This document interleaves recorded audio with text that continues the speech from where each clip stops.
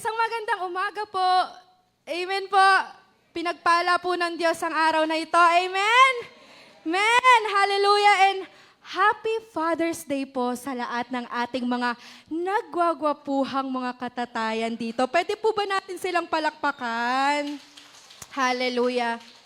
At higit sa lahat, Happy Father's Day sa Ama natin na nasa langit. Amen? Amen! Hallelujah! Nadama niyo po ba ang presensya ng Panginoon kanina? Ang sarap po, no? Ang sarap po sa presensya ng Panginoon. At tunay nga po na sa presensya ng Panginoon ay may tunay na kagalakan. Amen! Hallelujah!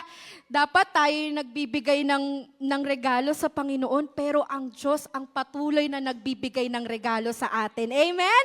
Hallelujah! Kaya ngayong umagang pong ito, excited na po ba kayo sa mensahe pong ipaparating sa atin ng ating Panginoon? Amen! Maging ako po excited. Sabi ko nga, Lord, handito na naman po ako. Pero sabi nga po, lagi tayong challenge accepted. Lagi tayong mag-yes sa Panginoon dahil hindi po kalugihan ang tumugon sa kalooban ng Diyos para sa ating mga buhay. Amen po. Amen. Sige po, bago po tayo manalangin, inaanyahan ko po ang bawat isa na tayo po'y muling tumayo at manalangin sa ating Panginoong Diyos. Hallelujah. Patuloy po nating i-invite ang kanyang presensya sa ating kalagitnaan. Hallelujah! Pinupuri ka namin, Panginoong Diyos, aming Ama na nasa langit. Ama, maraming salamat po sa patuloy na pagbubuhos mo sa amin ng iyong wagas na pagmamahal. Panginoon, salamat po Panginoon, binigyan mo kami ng kalakasan, Panginoon, ngayong umagang ito na nandito kami sa iyong bahay-sambahan na makikinig, Panginoon, ng iyong salita, Panginoon. Lord, patuloy na ikaw ang manguna, Panginoon, sa iyong lingkod. Itago mo po ako sa iyong likuran, Panginoon. Wala po kung magagawa kung hiwalay po ako sa iyo, O Diyos. Patuloy na lakipan mo po, Panginoon, ng kapangyarihan ng aking mga labi, Panginoon. Lord, turuan mo pa po kami, Panginoon. Buksan mo ang aming puso't isipan, Panginoon. Na handa kaming makinig, na handa kaming lumakad, Panginoon, kung ano man yung mga ipagagawa mo sa amin, Panginoon. Lord, maraming salamat. Sa iyo namin binabalik ang lahat ng kapurihan sa tanging pangalan mo, Jesus. Amen and amen. Tayo po yung muling makakaupo na po. Amen. Hallelujah. Medyo mahirap po. Mahirap po yung binigay na task ni Pastor. Talagang Father's Day pa talaga. So, hallelujah. Ayan. So ngayong umagang pong ito, ipinagdiribang po natin ang araw ng ating mga katatayan, mga kalalakihan. So, mga ilan po sa atin, mapagpala po, no? Kasi ang kanilang mga butihing ama o haligi ng tahanan ay nasa kanilang mga piling pa.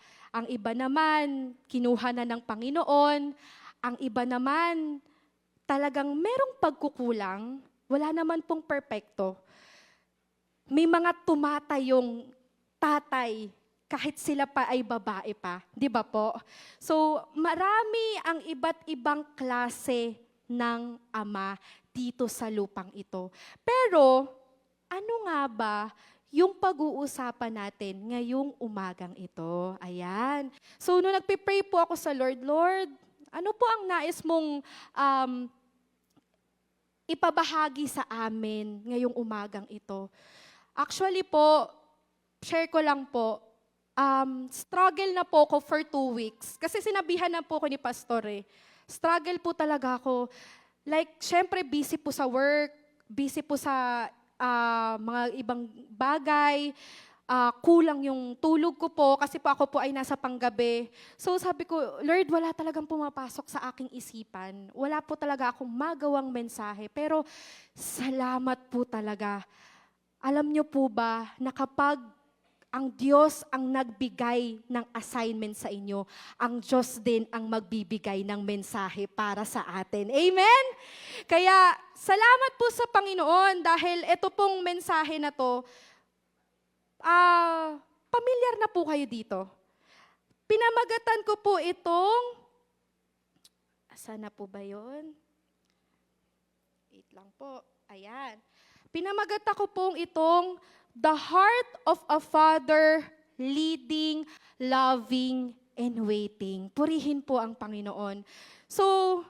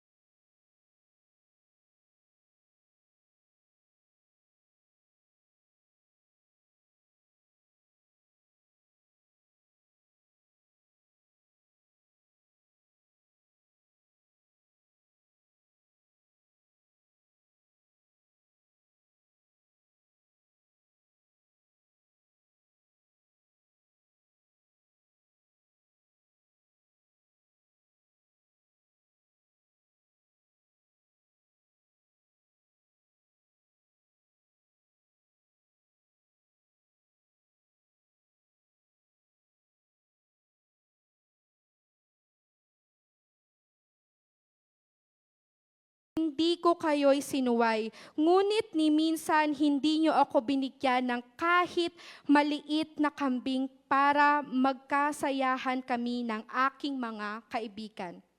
Subalit, nang dumating ang anak niyong ito, nilustay ang inyong kayamanan sa masasamang babae. Ipinagpatay pa niyo siya ng pinatabang guya.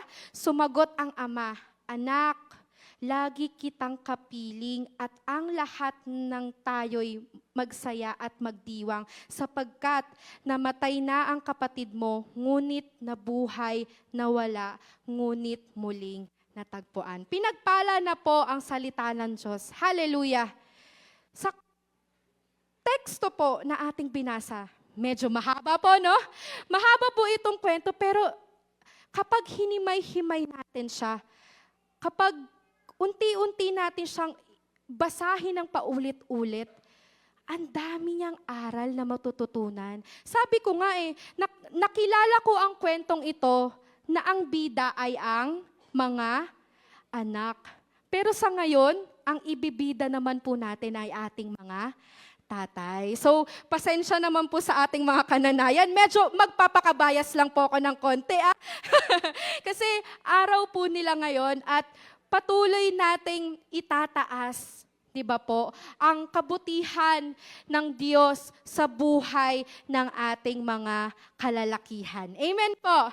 Amen. So, sa pagkabasa po natin, ayan, unang punto po tayo. A father leads. Sabi nga dun sa unang teksto bago pa man umalis ang anak, may tahanan muna siyang pinanggalingan. So ibig sabihin, merong a father figure. Amen po. Merong isang ama. So ano po ba ang figure ng isang tatay? So ang tatay po, di ba, sila po talaga yung may authority sa tahanan. Amen po. Parang sila talaga yung may boses Parang sila yung pagsisilbihan mo po talaga Amen po ba? Wow. So, ganun yung figure nila. So, they are our leader. Sila po ay tagapanguna ng ating mga tahanan. Di ba po? So, doon sa tekstong binasa po natin, may ama, may relasyon sila, may pundasyon. Kasi di ba po, ang tawag natin sa ama ay haligi ng tahanan. At ito ang mahalagang katotohanan. Ang isang ama ay hindi lamang po provider, kundi they are a leader. Tagapanguna din po sila.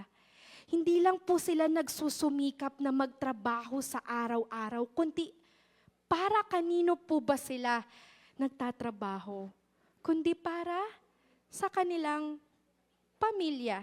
So they are not only a provider but also a leader sa kanilang mga tahanan.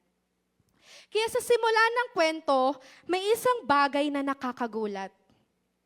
Hiniling na nakababatang anak ang kanyang mana habang buhay pa ang kanyang ama. Wow, oo nga naman. Di ba po, kapag meron ng, ayun po, pag may mga lumisan na po sa mundong ito, tapos meron pong mga ari-arian. Di ba po, madalas, nalalaman natin yung ari-arian kapag nawala na sila. Ay, may mga pinamana pala sa akin. Ay, ang yaman pala ni tatay. Meron palang ganito. So, kadalasan, pag namatay na, tsaka natin malalaman at tsaka natin pagbabahabahagian ang ari-arian.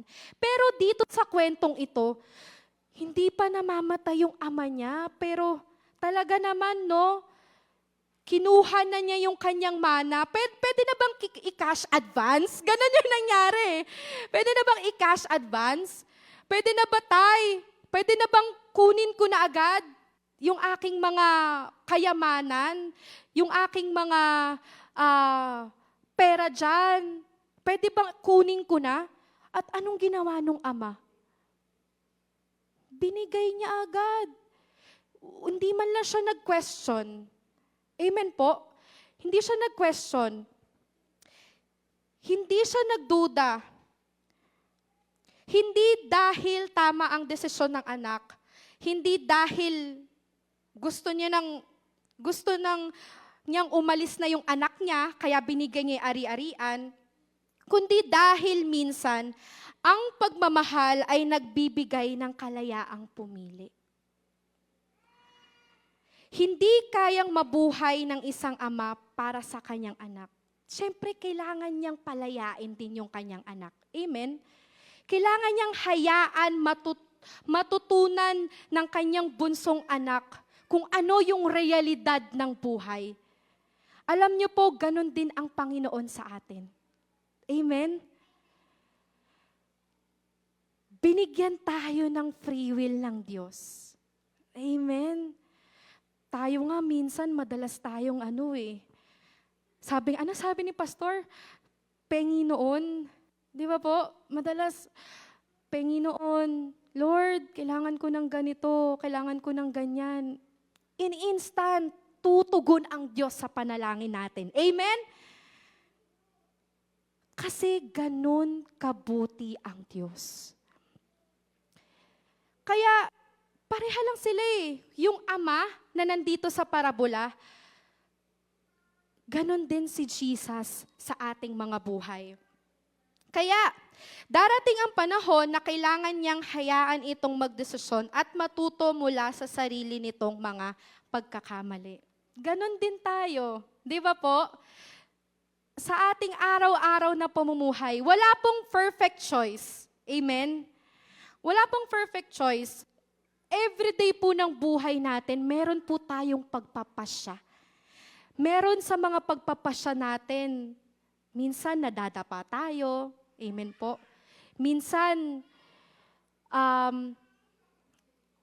laan yun ng Diyos para maranasan natin yung mga hirap at pagsubok sa buhay.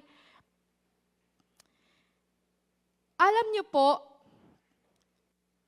hindi dahil walang pakialam ang Diyos sa atin, kundi dahil ang tunay na pag-ibig ay hindi kontrolado ang lahat. Ganon po ang Diyos sa buhay natin. Malaya po tayo, mga kapatid. Binigyan po tayo ng kalayaan ng Diyos. Kaya dito, kung malaya tayo at kung madalas tayong maligaw, ano ang kailangan po natin? Ang kailangan po natin ay isang tagapanguna. Amen po? Kailangan natin ng leader. Kailangan natin ng tagapanguna. So sino po ba yung mga tagapanguna natin? Ang higit pong tagapanguna sa buhay natin ay ang Diyos na ating Panginoon. Amen?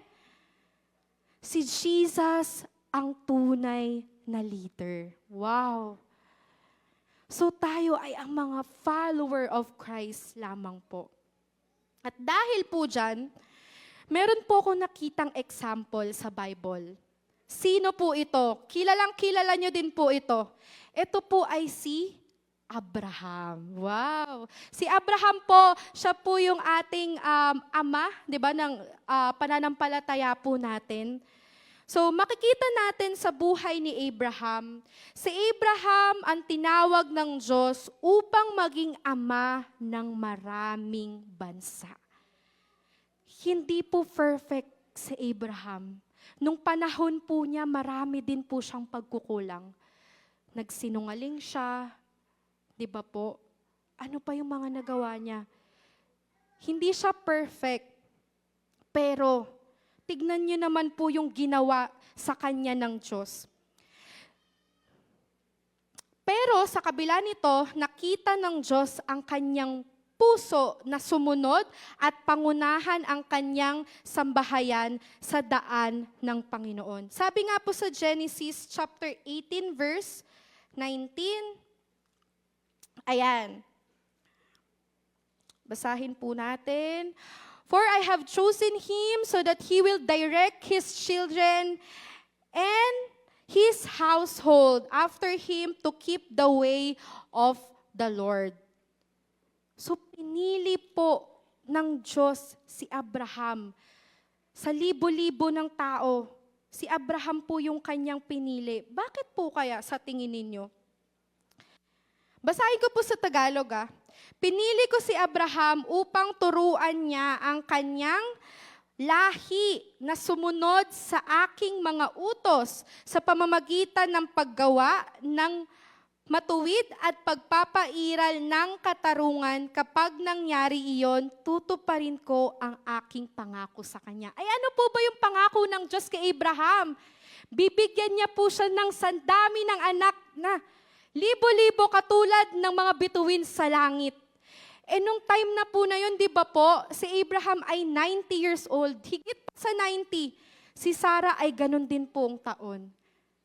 Pero, tignan niyo po yung sinabi ng Diyos dito sa kanyang salita. Kapag nangyari iyon, tutuparin ko ang aking pangako sa kanya at purihin po ang Diyos. Dahil natupad po ang pangako ng Diyos kay Abraham, kaya po tayo nandito ngayon. Amen? Kaya po tayo may mga pananampalataya. Dahil meron na isang tao na sumunod at tumanggap sa utos ng Diyos para sa kanyang buhay. Ganun po ang leader, mga kapatid. Alam nyo, hindi lamang po mga lalaki ang pwede ang maging leader, maging tayong maging mga babae din po. Lahat tayo po ay pwede maging leader. Ngunit, isa lang po ang dapat nating tatandaan. Magpasakop po tayo sa Panginoon. Amen po. Magpasakop po tayo sa Panginoon. Naniniwala po ako na ang isang leader, magiging matagumpay siya kapag nagpasakop siya sa Panginoon. Amen? At nawa, ganun din tayo. Amen po. So, hindi pinili ng Diyos si Abraham dahil mayaman siya. Hindi dahil nagtatagumpay siya. Pinili siya ng Diyos dahil nais niyang pangunahan ang buo niyang pamilya patungo sa lupang pinangako ng Panginoon. Hallelujah! Purihin po natin ang Panginoon. Kaya sa panahon po ngayon, relate naman po tayo, balik po tayo sa panahon po natin ngayon. Maraming ama ang nagsusumikap para sa kanilang kinabukasan ng kanilang mga pamilya. At mahalaga po yun. Sobrang halaga po nun. Pero higit pa sa financial provision ang kayang gawin ng ating mga ama dito sa lupa. Ang pinakamahalagang maibibigay ng isang ama sa kanilang mga anak at ang kanilang buong pamilya ay ang kanilang pananampalataya. Sabi nga po dito, a father's greatest responsibility is not to lead his family to success, but to lead his family to God. Sino po ang gusto dito na ang buong pamilya po nila ay naglilingkod sa Panginoon? Amen! Lahat po tayo. Amen po. So, wow, thank you Lord. Kasi, nire-remind mo kami na hindi lang pala material na bagay ang kailangan namin. Mas higit pa ang aming mga pananampalataya sa iyo. Amen po. Ayan, medyo mabilis tayo. So, ikalawang punto. So, yung una po, para sa mga nagsusulat, ang unang punto po, a father leads. Ayan. Pangalawang punto naman po natin, a father loves. Wow! Thank you, Lord. Sinong gustong mahalin dito? Amen! Lahat po tayo gustong mahalin. Pero higit na mararamdaman at mararanasan natin ang pag-ibig ng Diyos ngayong umagang ito. Amen! Ito po yung pinaka-paborito kong part dito po sa message na ito. Sabi po sa Luke 15 verse 20, But while he was still a long way off, his father saw him and was filled with compassion. Wow, Lord. Sa Tagalog po, sabi po dito, at siya'y nagpasyang umuwi sa kanila. Malayo pa'y natanaw na siya ng kanyang ama at dahil sa matinding awa ay patakbon siyang sinalubong, niyakap at hinalikan. Wow! Purihin po ang Diyos. Kung kayo po yung magulang na nandito po sa parabola, ano po yung magiging reaksyon nyo nung bumalik na po yung suwail niyong anak? Galit po, no? Bakit nandito ka na? Ubos na yung pera mo? Anong ginawa mo? Diba ganun po tayo? Talagang, ratatatatatatatatat. Diba po? Ganun po tayo eh. Talagang, ratatatatat. Pag magagalit. Pero, tignan niyo po yung ginawa ng kanyang ama. Habang siya'y nasa malayo pa, baka mamaya nandun siya sa mismong kanto ng Packweld. Malayo po talaga eh. Tanaw na niya yung kanyang anak at ano po yung nararamdaman niya? Awa, habag, walang galit. Wow, Lord. At ganun po ang Panginoon sa atin, mga kapatid. Ganun po ang Diyos sa atin. Hindi galit ang unang nakita, hindi siya nasermonan, hindi rejection, kundi pagmamahal ang pinaranas ng ama dito sa konteksto. Pagmamahal, habag at yakap. Ang magandang balita sa kwentong ito ay hindi tumigil ang ama sa pagmamahal. Sinabi sa talata na nakita niya ang kanyang anak habang ito ay malayo pa. Ibig sabihin po, baka araw-araw siyang umasa. Araw-araw siyang nagdadasal sa Panginoon na, Lord, ingatan mo naman yung anak ko. Mahal ko yun kahit pasaway yun. Lo, di ba po? Araw-araw siyang umaasa. May mga ganun po ba sa punto natin? Ako po meron. Araw-araw akong umaasa sa Panginoon na ang buong pamilya ko rin po ay masasama ko sa Diyos. Amen? Dito hindi imposible sa kwento. Hallelujah. Purihin po ang Diyos. Maging sa inyo rin po. Alam ko po na ang bawat isa sa atin ay dalangin na ang buong pamilya nila ay katabi nila sa mga upuan. Amen? Ang saya po nun, no? Sasayaw kayo, tatalon kayo, magkakatabi kayo magpapamilya dyan. Ang gandang pagmasdan na ang buong pamilya ay naglilingkod sa Panginoon. Kaya po dito,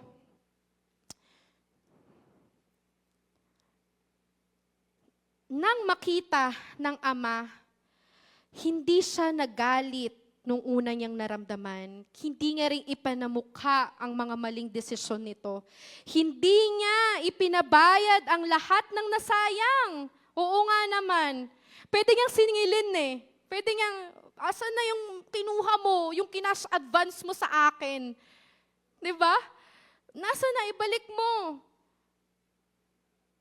Pero hindi niya pinabayad. Sa halip, ano pong ginawa ng ama? Nagdiwang sila. Nagkaroon ng pagtanggap, nagkaroon ng panunumbalik, at dahil dito, nakikita natin ang puso ng Diyos para sa atin. Purihin po ang Panginoon. Sabi nga po sa Luke 15 verse 7, sinasabi ko sa inyo, magkakaroon ng higit na kagalakan sa langit dahil sa isang makasalanang tumatalikod sa kasalanan kaysa sa 99 na matuwid na hindi nangangailangan magsisi. Wow! kapag meron daw po palang isang tao, isa lamang po, hindi dalawa, isa lang, na tumanggap, nagsisi, at tumanggap bilang Panginoon at tagapagligtas niya. Laksang-laksang ang anghel sa langit ang nagpupuri. Hindi po ba masaya yon? Kaya, wow, Lord, kapag ang isang makasalanan ay nagsisi at bumabalik sa Diyos, may kagalakan sa langit. Marahil may mga taong iniisip na hindi na sila tanggap ng Diyos, na masyado na silang malayo, marami na silang nagagawang pagkakamali, pero ang mensahe po ng Panginoon sa atin ngayong umagang ito, ang mga bisig ng Diyos ay bukas pa rin. Hallelujah! Purihin po ang Panginoon. Sinong makahihigit sa habag at biyaya ng Diyos sa atin? Wow! Wala po. Tanging ang Panginoong Diyos lamang po ang may kakayanang magmahal sa atin ng ganito. Amen? Kaya mag-praise the Lord po tayo. Bakit? Kasi paulit-ulit at araw-araw na pinaparanas po sa atin ng Diyos na mahal niya tayo. Amen? Hindi po pa doon pa lamang po, isa na po tayong mananagumpay na mahal ka ng Diyos, na hindi ka niya tinignan maging sino ka man. Doon pa lamang po, successful na tayo at victorious na tayo sa buhay na ito.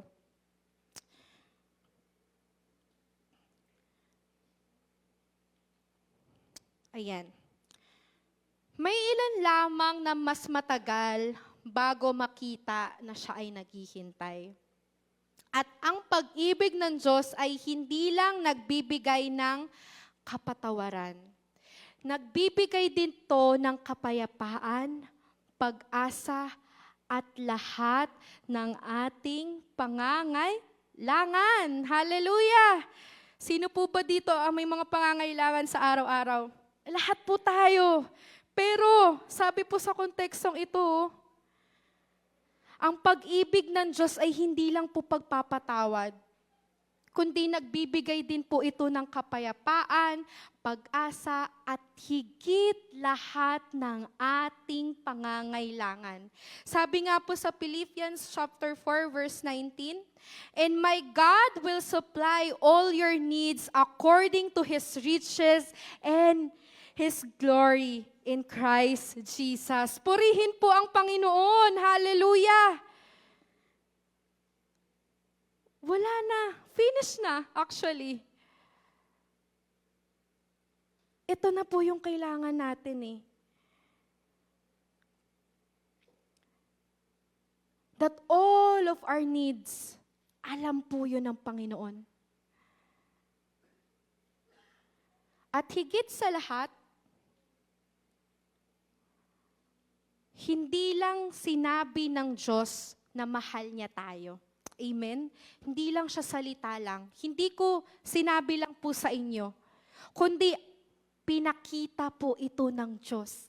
Pinaranas ng Diyos sa atin sa krus ng Kalbaryo. Favorite po natin ito, John 3:16. Amen? "For God so loved the world that He gave His only Son, that whoever believes in Him shall not perish but have eternal life." Wow! Hindi lang pala ang Diyos ay nagmamahal sa salita, kundi sa gawa. Pinaparanas din po pala ng ating Ama sa langit ang kanyang mga salita. At meron pa po dito, sa 1 John chapter 3, verse 16, "This is how we know what love is. Jesus Christ laid down His life for us." Ibinigay po ng Panginoong Diyos ni Heso Kristo ang kanyang buhay para sa bawat isa. Hallelujah. Kaya ang pag-ibig daw po ay ano?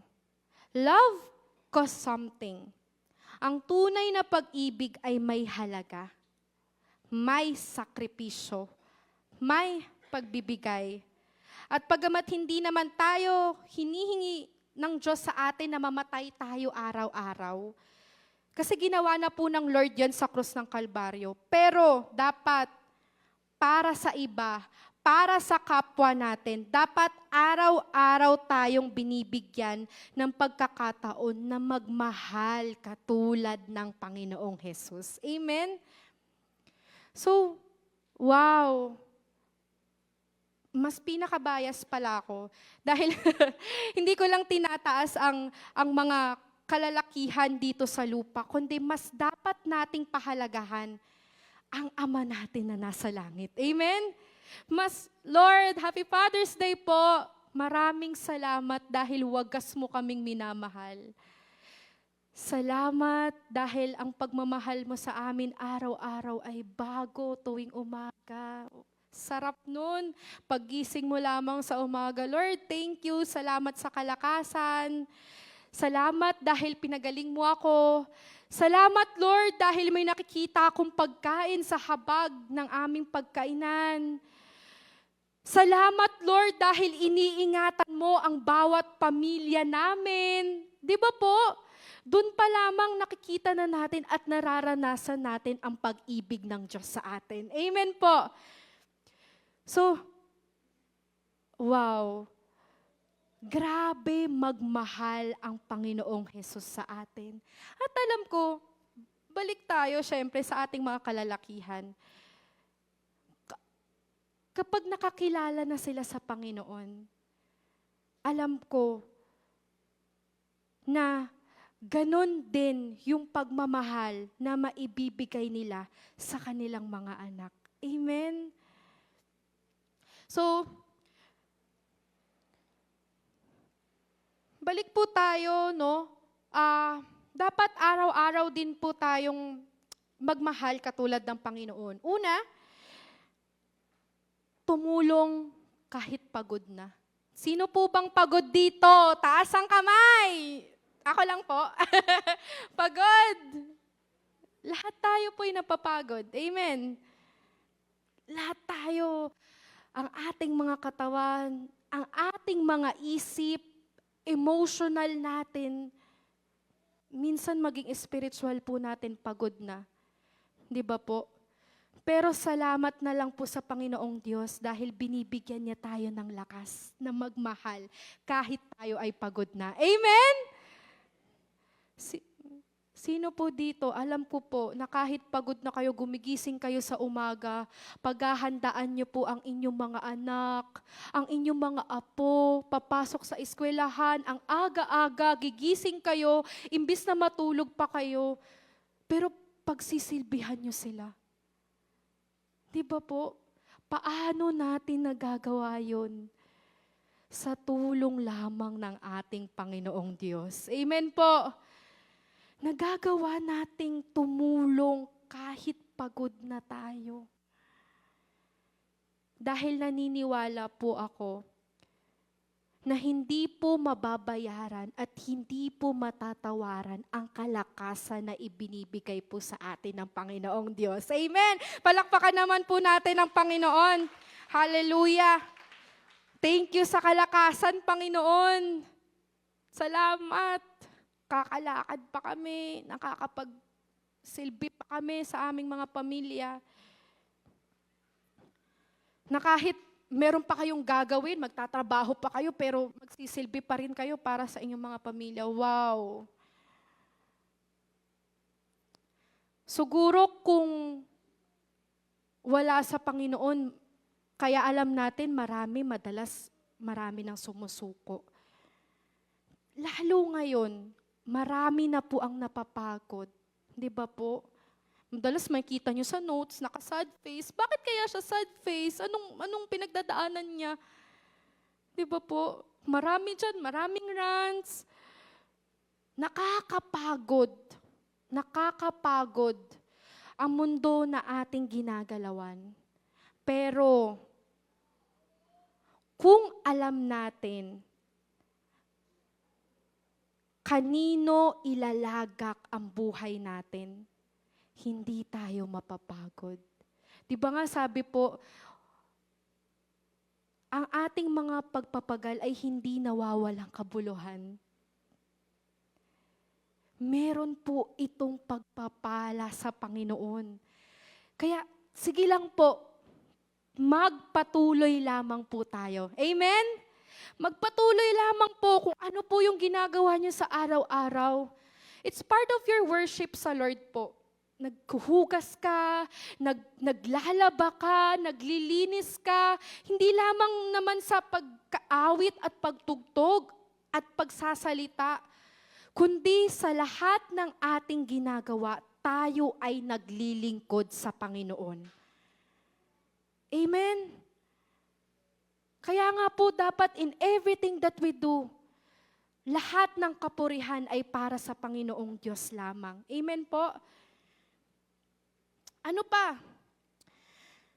Umunawa kahit nasaktan. Wow. Lord, paano to?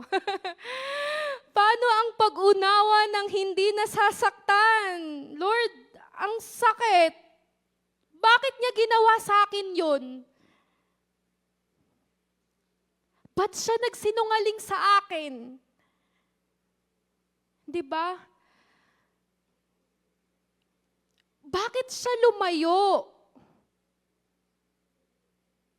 Paano mo uunawain ang mga bagay na ito nang hindi ka nasasaktan? Kaya sabi ko talaga, Lord, ang hirap naman ng pinapagawa mo. Ang hirap naman magmahal ng katulad mo. Kasi sarili pa lamang po natin eh. Parang, oo nga no, may magmamahal pa ba sa akin? Eh, ang kulit-kulit ko, ang pasaway-pasaway ko. Pero ang Diyos hindi po tinignan kung sino man po tayo. Amen?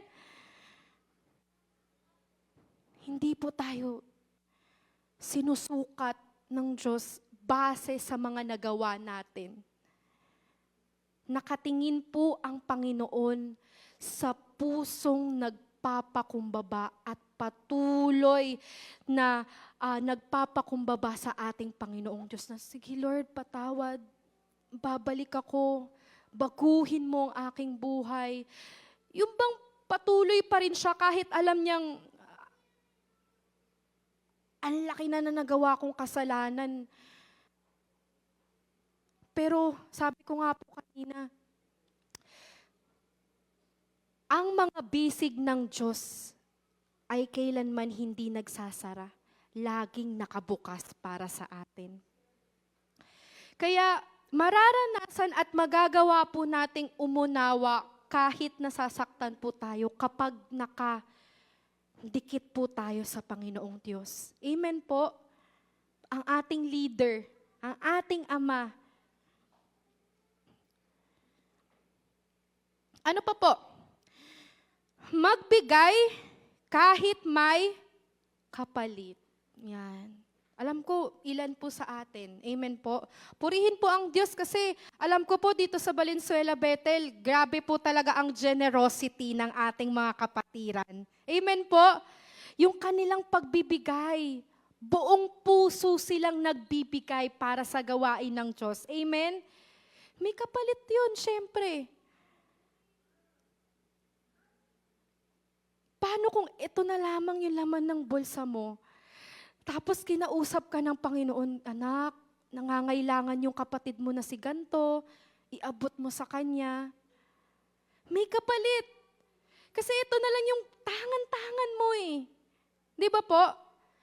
Pero higit na alam ng Diyos ang pangangailangan mo kesa dun sa tinulungan mo. Kaya ibabalik ng Diyos ng siksik, liglig, umaapaw. Amen?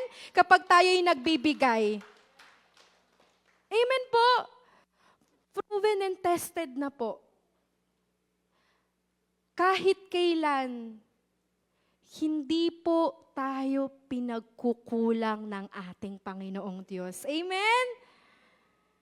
Kaya, sige lang po, magbigay lang po tayo kahit may kapalit. Alam naman po ng Diyos ang puso ng bawat isa. Amen po. At kapag ganito tayo magmahal, hindi lang maririnig ng tao ang tungkol sa pag-ibig ng Diyos. Mararanasan din po nila na wow, ang bless ko naman, meron akong kaibigan na katulad mo. Ang bless ko naman, meron akong kakilala na katulad mo, kapitbahay na katulad mo. Di ba po, mas masarap na maging blessing tayo sa iba? Mas masarap na yung nararanasan nating pag-ibig sa Panginoong Diyos ay nararanasan din po ng iba. Amen? Mas masarap na kapag libo-libong tao ang nakakaranas ng pag-ibig ng Diyos sa atin. Kaya patuloy lamang po tayo. Basta po, lagi po tayong nakakonekta sa ating Panginoong Diyos. Ayan na. Uuwi na po tayo para makapag-celebrate na po kayo sa labas. Ayan. So, huling punto po. So, meron po tayong a father leads, a father loves, syempre, a father waits. Ano po yung wait sa Tagalog? Naghihintay. Meron daw po palang ama na naghihintay para sa atin. Amen? Ayan. So,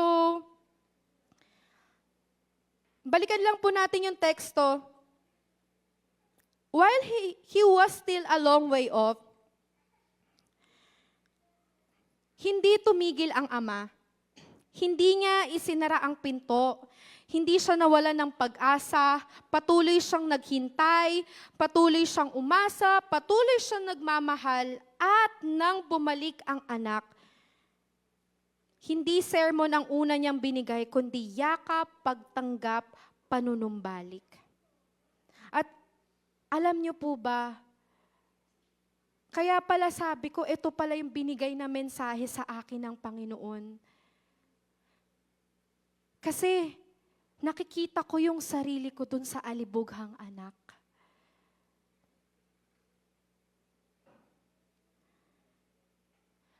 Maraming beses po at pagkakataon na alam ko pong hindi po ako karapat-dapat na tumayo po dito sa inyong harapan. Pakiramdam ko po napakalayo ko na. Kasi sa sobrang busy po, di ba? Nakakalimutan na. To be honest po talaga, I think siguro isang buwan na po, isang buwan na akong hindi nakakapagbasa ng Bible. Kaya pala, ang layo-layo ko pala sa Panginoon. Kaya pala nakakaramdam ako ng pagod. Nakakaramdam ako ng init ng ulo. Kaya pala, dahil ang layo-layo ko sa Panginoon. Pero, dito ko po nakita ang kagandahan ng puso ng Diyos para sa atin. Habang iniisip kong baka hindi na niya ako tanggapin, ang Diyos pala yung naghihintay para sa akin. Hindi para kondenahin ako, kundi para ibalik ako sa piling niya. Kaya sabi ko, Lord, salamat. Tunay nga po yun, no? Pag ang lingkod ng Diyos, ginagamit niya sa pagsasalita, sa lingkod siya unang magpaparanas. Kaya damang-dama ko yung mensahe. Sabi ko nga, Lord, Father's Day, hindi naman ako father. Pero bakit ako yung unang tinatamaan? Kaya hindi lamang po ito para sa mga ama, kundi para sa ating lahat po, na meron palang isang Diyos na naghihintay para sa atin, na manumbalik tayo sa Kanya. Go back to your first love. Sino yun? Si Jesus. Paano niyo po ba minahal ang Panginoon gaya ng dati? Araw-araw, dadasal, araw-araw, nagbabasa ng Bible. Pero wow, dito natin nakikita ang tunay na larawan ng isang ama.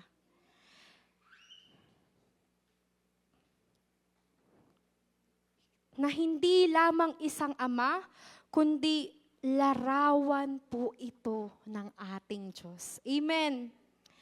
Isang Diyos na nangunguna sa atin. Isang Diyos na nagmamahal po sa atin. At isang Diyos na naghihintay sa atin. At kung ganito ang ginawa niya para sa atin, ano ang dapat maging tugon? Ano ang dapat maging response ng isang mananampalataya? Kaya, kala niyo po tapos na, no? Bibigyan ko po kayo ng challenge. Kasi challenge din po ito para sa aking sarili. Si Joshua po, siya ay ang pinili ng ating Panginoong Diyos, kapalit ni Moises. Bago sila pumasok sa Promised Land, si Joshua ay naging tapat na lingkod ng Diyos. Nasaksihan niya ang katapatan ng Panginoon sa loob ng maraming taon. Ilang years po silang nasa diserto. May idea po ba kayo? Bago po nila natapakan at bago po nila nakamtan, yung lupang ipinangako sa kanila ng Panginoong Diyos, ilang taon sila nakipagsapalaran? 70 years. Grabe. 70 years silang nakikipagsapalaran sa iba't ibang dako ng bansa. 70 years silang sinubok ng Panginoon. May mga namatay, may mga tumalikod, may mga ilan nagtaksil sa kanya, pero si Joshua nanatili siya. Nanatili siyang sumunod, nanatili siyang magtiwala sa Panginoon. Dahil bakit?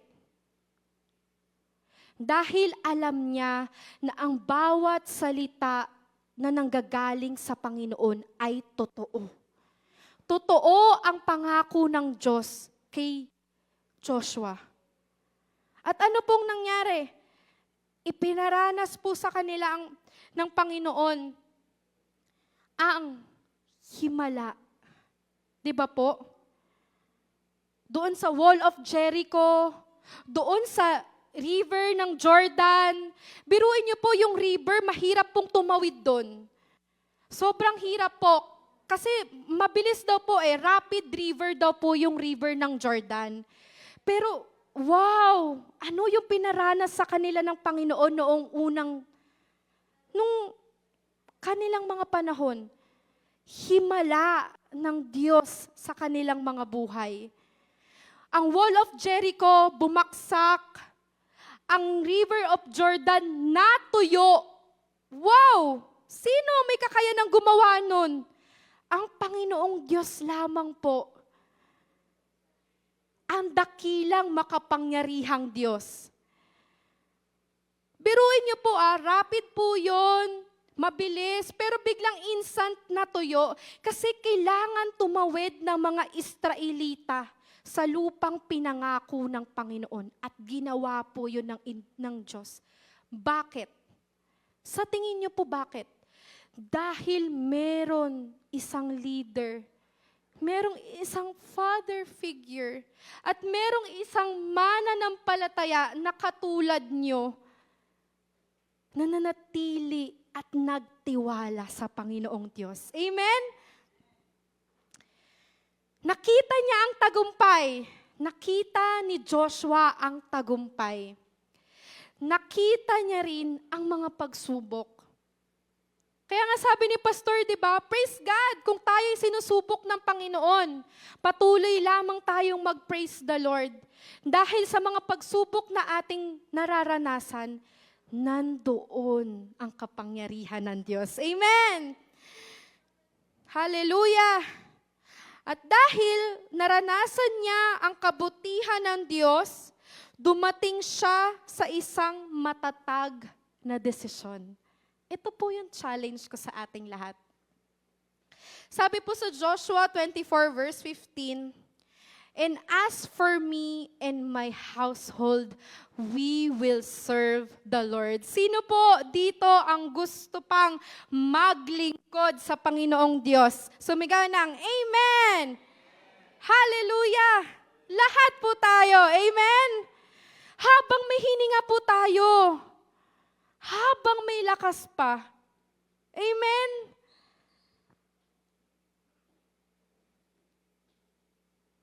Let us decide that as for you and your whole household, we will serve the Lord. Amen? Mga kapatid, hindi po kalugihan ang maglingkod sa ating Panginoong Diyos. Hindi po lugi. Alam niyo po ba, panalo pa po kayo, higit pa sa mga nanalo sa loto. Amen? Palakpakan po natin ang Diyos. Amen. Kasi wala na tayong ibang hahanapin pa. Nasa Panginoong Diyos ang lahat ng ating pangangailangan. Ganun siya kabuti. Hallelujah. Hallelujah. Kaya nga sabi ko, hindi lang siya basta slogan. Kasi nakita natin siya madalas, di ba, sa ating mga Facebook feed, that as for me and my household, we will serve the Lord. Di ba, minsan pa nga may mga naka-frame pa, di ba po? Hindi lang siya basta slogan. Dapat ipamuhay natin. Amen? Alam ko pong mahirap. Mahirap po ito. Pero tiyak po ako na kung ano ang ginawa ng Panginoon kay Joshua, ganun din po ang gagawin niya sa buhay niyo. Amen! Hindi po sila nalugi. Nagtagumpay po sila in 70 years. Nakapakikipagsapalaran. Nakarating sila sa lupang pinangako ng Diyos. At kung may mga prayer, alam kong bawat isa po sa atin may mga prayers. Amen. Bawat isa po sa atin ay may daladalang dalangin sa Panginoon. Huwag po kayong mapagod, mga kapatid. Tuloy lang. Maglingkod lang. Go lang ng go. Di ba po? Yes lang ng yes kapag may pinagawa sa atin ng Panginoon. Dahil nakatitiyak po ako na in God's perfect timing, tutugunin po ng Panginoong Diyos ang ating mga dalangin. Amen! Amen! Dahil wala pong imposible sa ating Panginoong Diyos. Siya po ay makapangyarihan. Kaya ito po, yung verse na binasa natin kanina, ito ay deklarasyon ng isang taong personal na nakaranas sa katapatan ng Diyos. Amen po! Tapat po ba ang Panginoon sa inyong mga buhay? Then serve God. Ialay mo ang iyong buhay para sa Panginoon.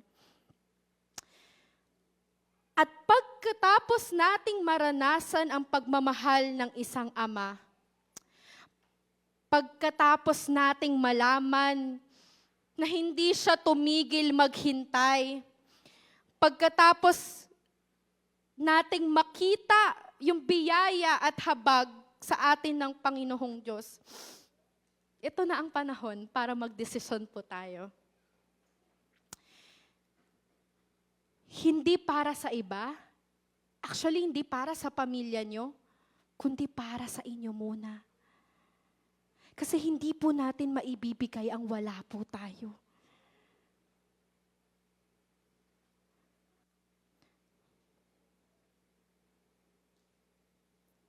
pagdesisyonan po natin, as for me, sa akin, I will serve the Lord. As for my household, we will serve the Lord. Amen. Kaya, syempre po, ngayong Father's Day, hindi lang natin ipinagdiriwang ang Ama natin dito sa ating lupa, kundi ang Ama natin na nasa langit. Amen po. Pwede po ba natin siya palakpakan?